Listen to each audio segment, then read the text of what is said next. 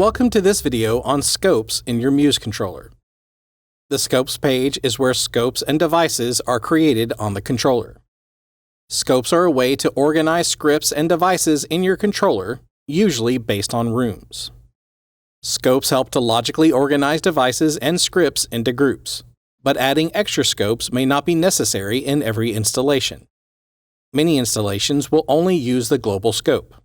However, since MUSE controllers can be used to control multiple spaces, it's important to keep everything well organized when necessary. To create a new scope, click the plus button next to the name of the scope you would like to create it under. For this example, we will create a scope under Global. Click the Add Scope button in the Add Item to Global pop-up box. Type in the name of the scope you would like to create. In this case, we are going to use New York. A friendly description for the scope can also be added. Press the Accept button at the bottom right. You should now see the New York scope listed under Global. Scopes are broken out in a layered tree structure with the global scope as the root.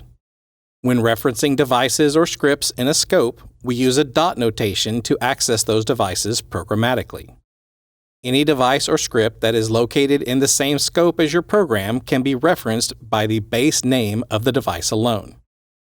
Devices that are located outside of the scope are referenced by the format scope.subscope.device. For example, if we were referencing a touch panel named DVTP that is located in a scope named New York and a subscope named Saratoga, the full name of the device would be newyork.saratoga.dvtp.